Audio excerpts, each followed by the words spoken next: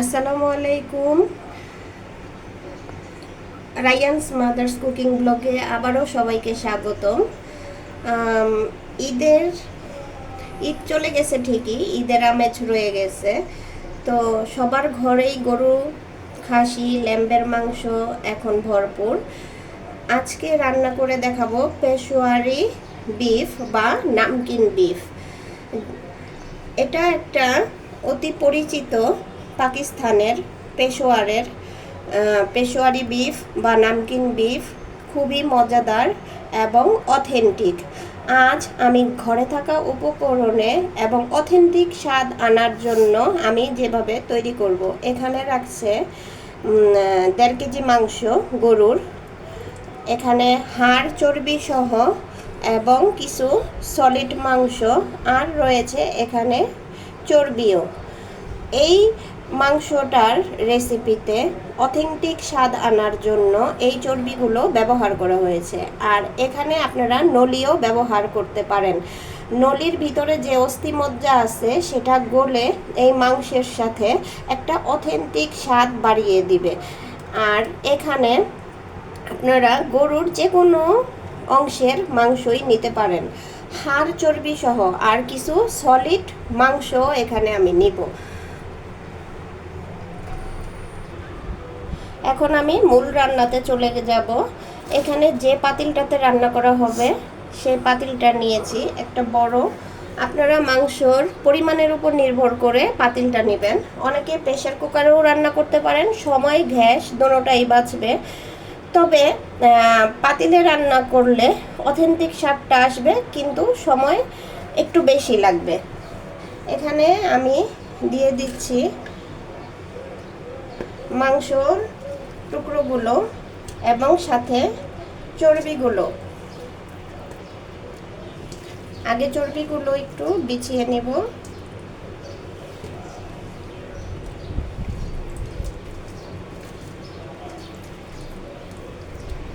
আমি ধাপে ধাপে প্রত্যেকটা জিনিসের পরিমাণ বলে দেব, আপনারা সাথে থাকেন এবং দেখতে থাকেন। এভাবে আমি মাংসগুলো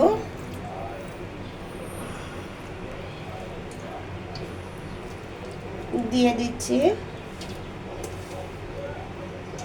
এরপর এখানে দিয়ে দিব আলু। সবার ঘরে এই আলুটা থাকে। এখন পেশোয়ারি রান্নার অনেক পরিবর্তন আসছে। এখন যে পরিবর্তনটা আসছে সেটা হচ্ছে রেস্টুরেন্ট ভার্সনে অনেকে আলুটা ব্যবহার করেন, টমেটো ব্যবহার করেন এবং পেঁয়াজ, রসুন, কাঁচামরিচ এগুলো ব্যবহার করেন। কিন্তু সবগুলো মশলাই আপনার আস্ত ব্যবহার করতে হবে, কোনোটাই বাটা বা কাটাকাটি করে ব্যবহার করা যাবে না।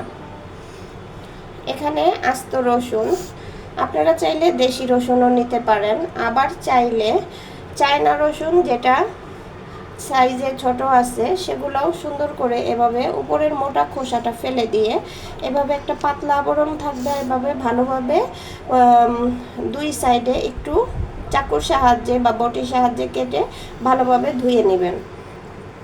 এরপর এখানে দিয়ে দেব টমেটোটা অবশ্যই দিতে হবে। আর দিতে হবে এখানে আস্ত পেঁয়াজ, কোনো আদা রসুন কোনোটাই বাটাবাটি কোনো কিছুই করা যাবে না। এটা অথেন্টিক স্বাদ আনার জন্য এভাবেই দিতে হবে। আর এখানে লাগবে জুলিয়ান সাইজের আদা কুচি, এটা আপনারা কম বেশি করে নিতে পারেন, তবে অবশ্যই দিতে হবে। আর এখানে লাগবে গ্রিন চিলি বা কাঁচামরিচ, এটা ঝালের জন্য দিতে হবে। আমি কিছু আস্ত দিব, কিছু ভেঙে দেব। ঝাল বাড়ানোর জন্য আমি কিছু ভেঙে দেব।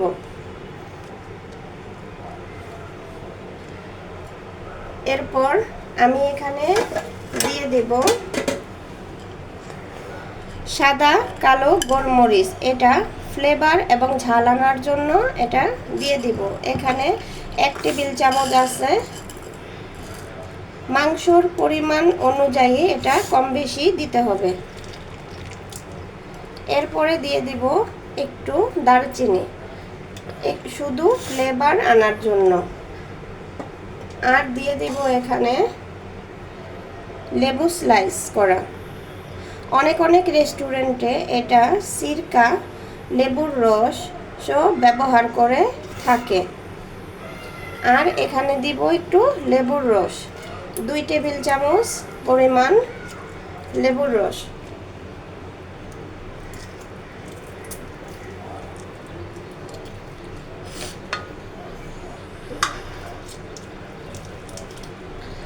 এটা মাংসটাকে স্বাদ বাড়াবে এবং মাংসটাকে নরম জুসি করবে। এরপর দিয়ে দিব স্বাদ অনুযায়ী লবণ। লবণটা আপনারা কম বেশি যার যার স্বাদ অনুযায়ী করতে পারেন। এখানে আমি 1 টেবিল চামচ আর 1/2 টেবিল চামচ দিয়ে দিলাম। এরপর যেটা মেন ইনগ্রিডিয়েন্টস সেটা হচ্ছে ঘি। পেশোয়ারি রান্নায় এই রান্নাটা মূলত চর্বি ও ঘি দিয়ে রান্না করা হয়। কোনো সরিষা ও সয়াবিন তেলে এই রান্নাটার অথেন্টিক কোনো স্বাদ আসবে না, তাই এটাতে আমি এই ঘি ব্যবহার করছি।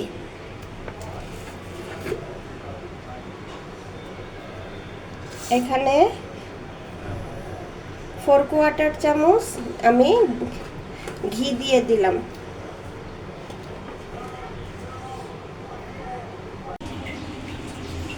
এখন আমি রান্নাটা বসিয়ে দিয়েছি। এভাবে আপনারা চাইলে কাঠ কয়লায় অথবা গ্যাসে অথবা ইলেকট্রনিকে যে যেভাবে রান্না করতে পারেন, তবে এই নিয়মে রান্না করলে আপনাদের অথেন্টিক স্বাদ আসবে।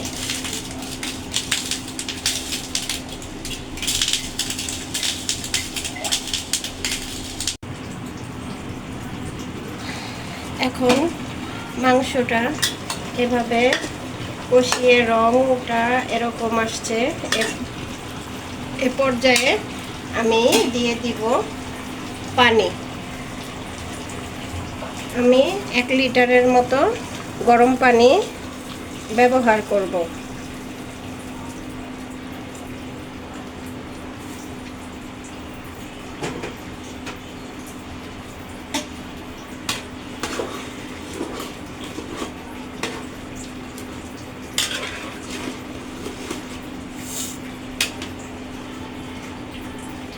এখন নেড়ে চেড়ে ঢেকে 2 থেকে 2.5 ঘন্টা অথবা 45 মিনিট আমি এভাবে রান্না করব। 30 মিনিট পর চলে আসলাম। এই যে জুসি মাংসটা একদম কি যে অপূর্ব একটা ঘিয়ের গ্রান, আমি ঘরটা মমো করছে। আপনারা সবাই একবার হলেও চেষ্টা করবেন, খুব সহজ, খুবই। আমি এখন নামিয়ে ফেলব।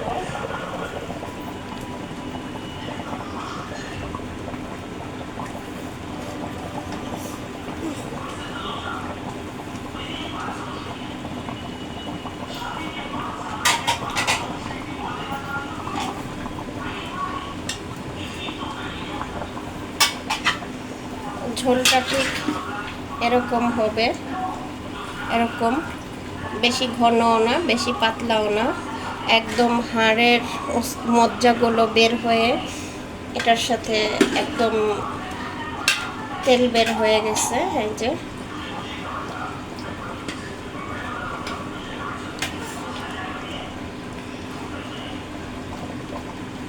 বাস, আমার পেশোয়ারি বিফ ডান।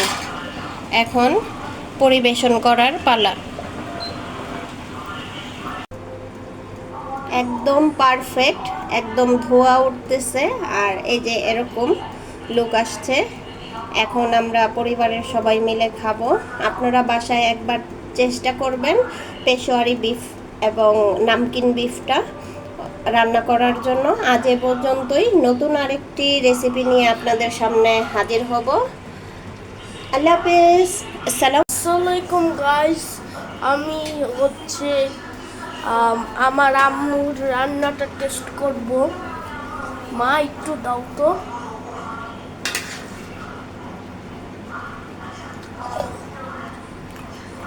অনেক মজা হয়েছে, আপনারা এটা পুরাই ট্রাই করবেন। অনেক মজা হয়েছে, ট্রাই করতে তো হবে, লাইক শেয়ারও করতে হবে, সাবস্ক্রাইবও করতে হবে।